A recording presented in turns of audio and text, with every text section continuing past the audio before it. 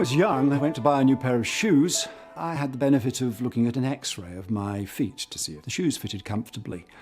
The fact that that isn't done anymore was at least partly due to the work of Alice Stewart, who, in a series of publications in the BMJ, hammered home the fact that even small doses of exposure to X-rays could have consequences, particularly childhood leukemia, for fetuses who'd been exposed to X-rays in the womb. This was a relatively small effect statistically, so it needed a very careful and painstaking and long study to achieve it. It was also, by the way, fought against the establishment. She had enormous energy. She had a physical robustness that was just utterly daunting. I mean, she'd plunge into a lake in northern Wales when everybody else was taking refuge in their hotel room from the cold. She was charming. She was wonderful company. I loved being with her.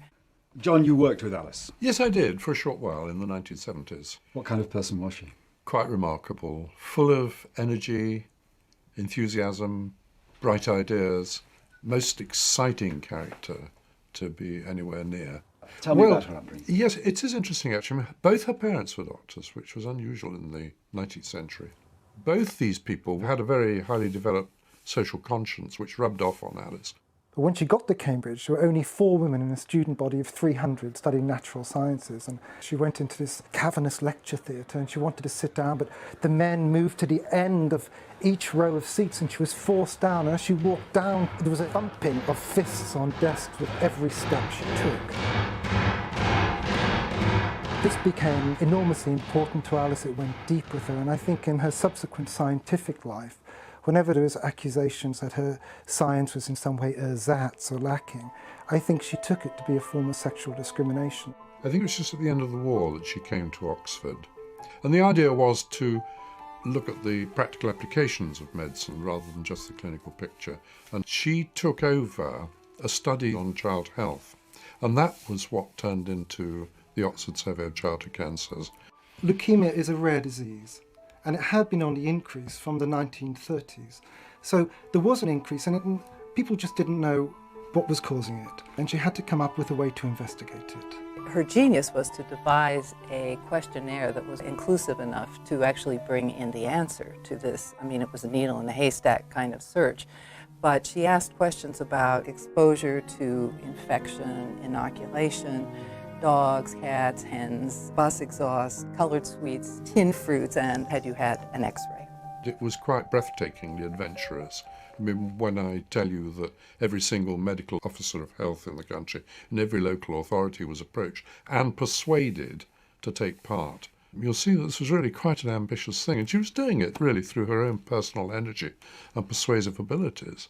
Alice carried out this tremendous investigation for £1,000. It was a very small MRC grant, and it was her own tremendous enthusiasm for the subject and excitement that made her traverse the country. Nobody else could have done it, really. When the result leapt out at her, as it did actually with the first 35 questionnaires, it was just so obvious that it had been the fetal X-rays that were linked with doubling the risk of a childhood cancer. She had no thought that radiation would be the culprit. So here she was suddenly plunged into this very controversial field. The official line on radiation was that large dose, of course, was understood to be dangerous. But the thought was that the smaller the dose, the more you decrease the dose, the less the danger became, until there was a threshold beneath which radiation was not dangerous. And here was Alice coming along saying that a fraction of the dose, which was claimed to be safe, was lethal.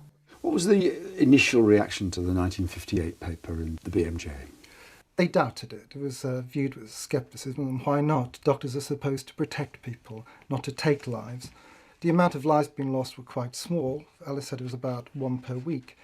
But I think there was an initial interest in it, and people thought this is good, and then, according to Alice, the temperature changed. We have to understand this was a very revolutionary discovery. I mean, even she was shocked by the findings. She had no expectation that radiation at this small a dose would be this dangerous. Alice's 1958 findings had the intellectual Geiger counter passed over them by Court Brown and Richard Doll, and indeed Austin Bradford Hill in a paper in 1960, which forms the crux, really, of Alice's career in epidemiology, and also some of her feelings that perhaps her lack of advancement was due to sex discrimination. The paper was certainly crucial because these were people with a good reputation and they'd done a very systematic, careful analysis. And they were men.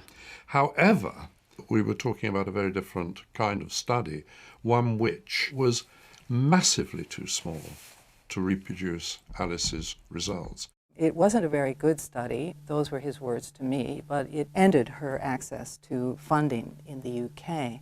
What was her relationship with Richard Dole? It was a tremendously interesting one. They were both left-wing. Alice said that she couldn't imagine how any doctor practicing in the 1930s could vote Conservative. Most people in public health medicine were left. Richard was a communist and more to the left. They had, in a way, a close relationship. There were a lot of similarities between them. And Richard would say that he was on very friendly terms with Alice and they got on well for much of their time. And then, when she discovered how dangerous radiation really was, her career nosedived, plummeted into obscurity. His skyrocketed to fame with the discovery of the lung cancer smoking link. He was knighted. He has a building named after him. There's a center at Oxford named after him. The contrast could hardly be more poignant. There was a parting of the intellectual waves, and when Richard became Regius Professor in 1969, it was in his power, I think, to have given Alice the position of professor, which in many ways she deserved. It was something she said about, I don't know why we couldn't have been working together all those years. We'd have done so much more if we'd been able to work together. And I don't know either. I don't know if it's a tale of rivalry or sexism or simple scientific disagreement that accounted for his animosity, but I do know that it was there.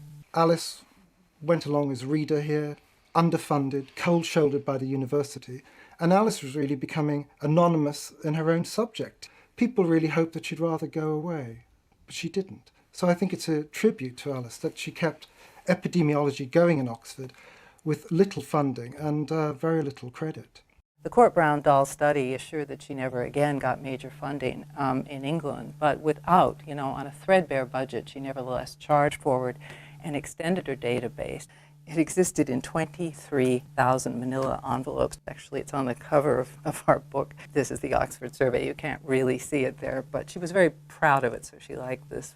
She ran the numbers, extended the database for the next 20 years until she found, beyond a shadow of a doubt, that if you X-ray a pregnant woman, you double the chance of a childhood cancer. It wasn't until the 1970s that the FDA recommended against fetal X-raying, and doctors went right on X-raying into the 80s. So, as she says, it helps in this field to be long-lived. I mean, we sometimes like to think that science is independent of personalities. It's just a discovery of the truth, and if X doesn't find it one day, Y will find it the next day. Would you say that's true of Alice's work? Well, I don't think it's true as a general proposition. It's certainly not true of Alice's work. She was someone who had ideas. The ideas, I have to say, were a bit revolutionary. She would turn things upside down. And it is important to remember that Alice changed medical practice, and for most physicians, that's an incredible thing. Her observations were brought into safety standards, radiological protection safety standards. So in that way, Alice has made an imperishable contribution to a new science. It was a favorite saying of Alice's that truth is the daughter of time. She had a feeling that her work would be proved true. She wasn't sure that she would live to see it. She did live to see some of it. Alice had a wonderful description of epidemiology. She used the analogy of astronomy. She said it's like you're looking at a constellation of stars in the sky, of people, and you have your hands tied behind your back. You can't touch anything, you can just observe what's happening.